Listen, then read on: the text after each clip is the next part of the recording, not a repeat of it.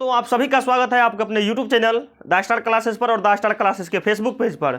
तो आज के इस वीडियो में आप लोगों को क्लास 10th मैथमेटिक्स वास्तविक संख्या यानी कि रियल नंबर के 20 इंपॉर्टेंट ऑब्जेक्टिव क्वेश्चन को बताने वाले हैं। तो आप लोग बने रहिएगा वीडियो में अंत तक।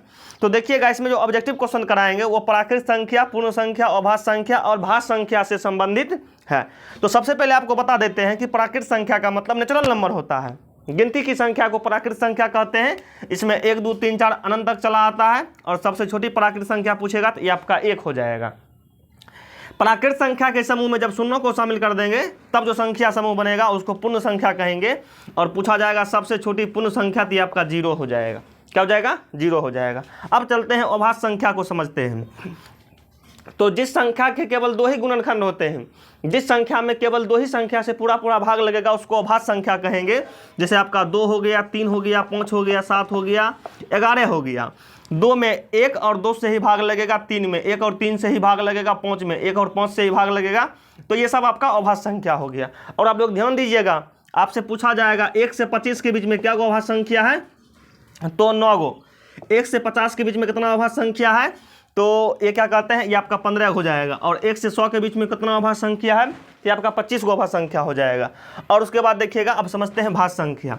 भाज्य संख्या का मतलब हुआ कि जिस संख्या का 2 से अधिक गुणनखंड होता है उसको भाज्य संख्या कहते हैं। जैसे आपका 4 हो गया, 6 हो गया, 8 हो गया, 9 हो गया, 10 हो गया। ये सब क्या कहते हैं? भाज्य संख्या में चला आता है। आइएगा, अब आप लोगों को क्वेश्चन करवाते हैं। क्वेश्चन देखिएगा, आप लोगों को बोर्ड पर मिल जाएगा, ठीक ना? और अगर आप लोगों को क्वेश्चन का जवाब पता होगा तो आप लोग भी कमेंट सेक्शन में कमेंट कर सकते हैं। चलिए टेक्निकल टीम क्वेश्चन शेयर कीजिए। देखिए पहला क्वेश्चन आपके बोर्ड पर है, दिखाई दे रहा है। कहता है सबसे छोटी प्राकृत संख्या क्या हो जाएगा? सबसे छोटी प्राकृत संख्या वो आपका क्या हो जाएगा? 1 हो जाएगा, जो कि बी नंबर ऑप्शन में है। चलिए 2 नंबर क्वेश्चन देखिए। कहता है सबसे छोटी पूर्ण संख्या, तो सबसे छोटी पूर्ण संख्या आपका 0 हो जाएगा, जो कि ऑप्शन नंबर ए में है। 3 नंबर का क्वेश्चन कहता है सबसे छोटी अभाज्य संख्या, तो सबसे छोटी अभाज्य संख्या ये आपका 2 हो जाएगा, जो कि ऑप्शन नंबर सी में है।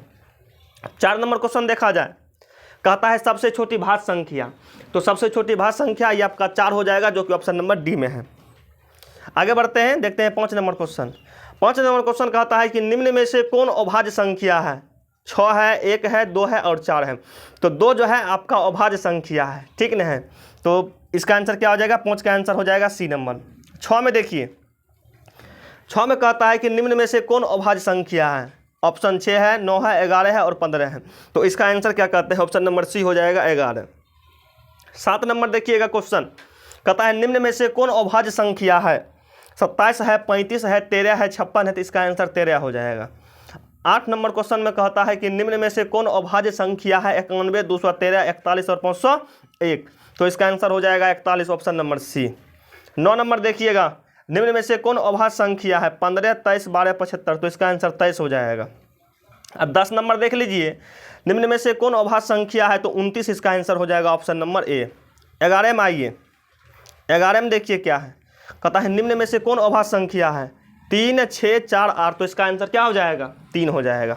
12 नंबर क्वेश्चन, 1 से 25 के बीच, अभी तुरंत बताए थे, 1 से 25 के बीच कुल अभाज्य संख्या क्या है? तो 9 गो है, ठीक ना है? इसका आंसर ए हो जाएगा। 13 नंबर, 1 से 50 के बीच में कुल 15 अभाज्य संख्या है, तो 13 का हो जाएगा बी नंबर। 14 कहता है 1 से 100 के बीच कुल 25 अभाज्य संख्या है, 14 का सी हो जाएगा। 15 में देखिए, कहता है सबसे छोटी सम अभाज्य संख्या, सबसे छोटी अभाज्य संख्या कहें या सबसे छोटी सम अभाज्य संख्या कहें, तो इसका आंसर 2 हो जाएगा। 16 में देख लीजिए, सबसे छोटी विषम अभाज्य संख्या, तो सबसे छोटी विषम अभाज्य संख्या ये आपका 3 हो जाएगा।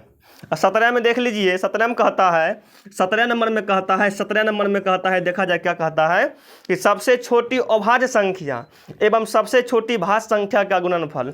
सबसे छोटी अभाज्य संख्या 2, सबसे छोटी भाज्य संख्या 4, गुणनफल करेंगे, गुना कर देंगे, इसका आंसर 4 दूना 8 हो जाएगा। तो 17 का आंसर हो जाएगा, क्या कहते हैं? Option number C, option number C. आगे बढ़ते हैं 18 में, कहता है सबसे छोटी भाज्य संख्या एवं सबसे छोटी अभाज्य संख्या का भागफल क्या होगा? सबसे छोटी भाज्य संख्या 4, सबसे छोटी अभाज्य संख्या 2। भागफल का मतलब भाग देना है, दुक्का पहराम 4 2 बेरी में आएगा। 18 का आंसर 2 हो जाएगा, ऑप्शन नंबर ए।